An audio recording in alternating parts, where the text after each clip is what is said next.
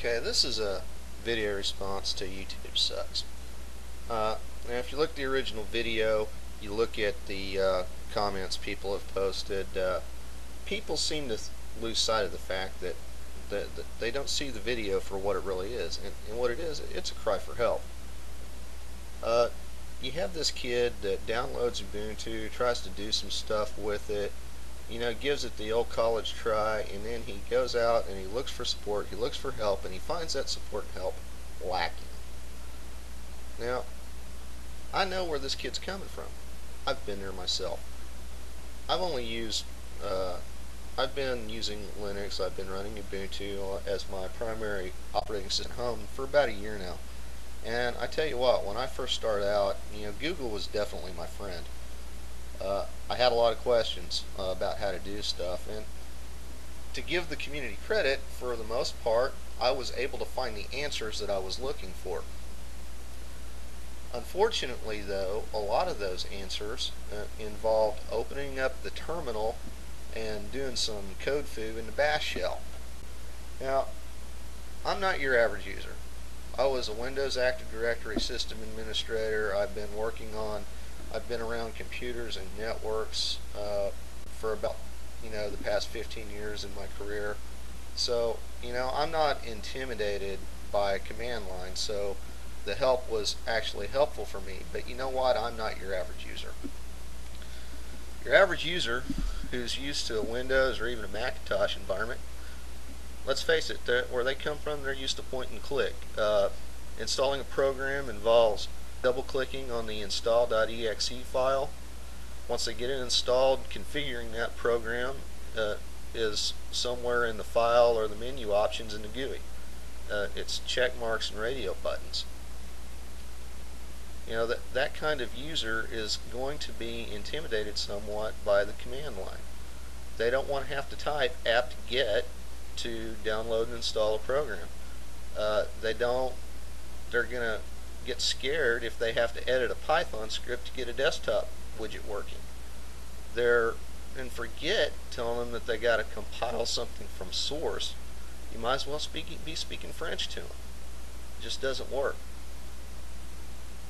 And the other thing is when you look down on them and criticize them for their unfamiliarity with the system, they're gonna interpret that as geek elitism, and then they're gonna get discouraged, and they're gonna do just like the poster of Ubuntu Sucks did and go right back to Windows. But see, the thing is, it doesn't have to be that way.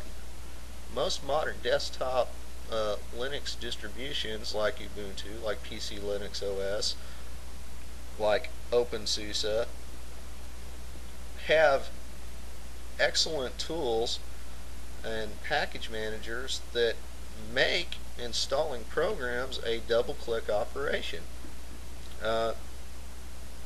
GNOME and KDE have desktop configuration programs that are point and click, that are GUI, that are menu driven. You don't have to get into the shell to do to do your desktop or even network configuration for the most part. So here's sort of my plea to the community out there.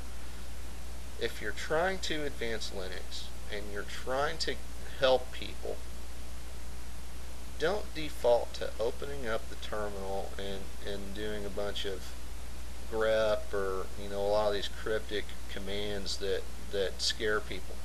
If there's a GUI way to do things, and yeah, you might think it's clunky and not as elegant, and you're probably right, but that's what those people understand. So show them how to do it in the GUI, and only resort to the terminal and to the command line if that's the last resort, if that's the only way to get something working.